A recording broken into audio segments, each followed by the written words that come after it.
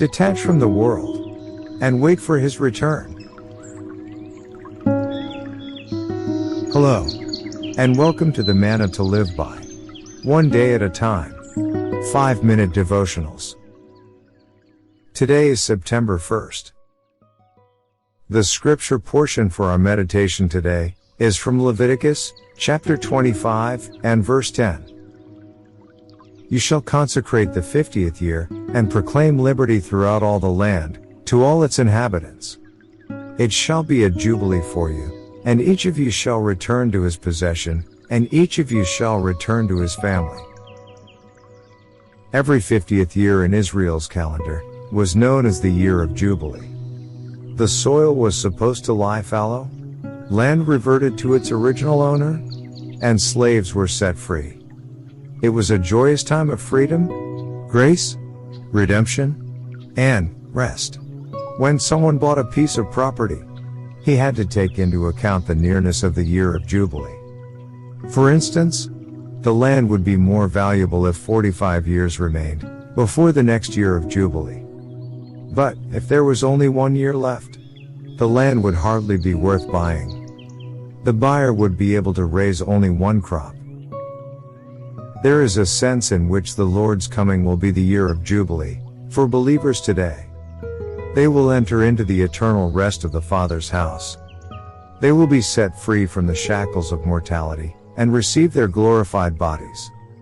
And all the material things that have been entrusted to them as stewards will revert to their original owner. We should take this into account in valuing our material possessions. We may have thousands of dollars worth of real estate, investments, and bank deposits. But if the Lord should come today, they would be worth nothing to us. The closer we get to his coming, the less real value they have. This means, of course, that we should put them to work today, in the advancement of the cause of Christ, and in the alleviation of human need. Just as the year of Jubilee was ushered in by the blowing of a trumpet, so the Lord's return will be announced by the sound of the last trump. All this teaches us a fine lesson.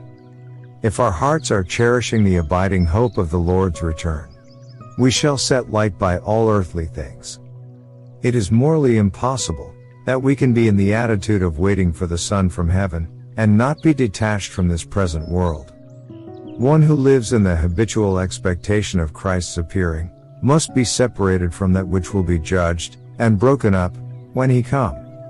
C.H. Mackintosh thus said, "May our hearts be affected, and our conduct in all things influenced, by this most precious and sanctifying truth." Let's pray.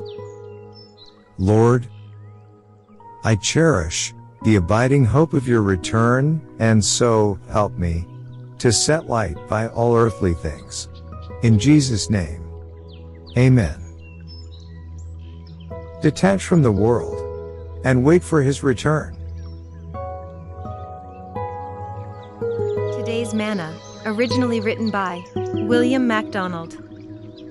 Adapted and developed as Manna-to-live-by, 5-minute devotionals for you too. By John Benjamin. bengrace@gmail.com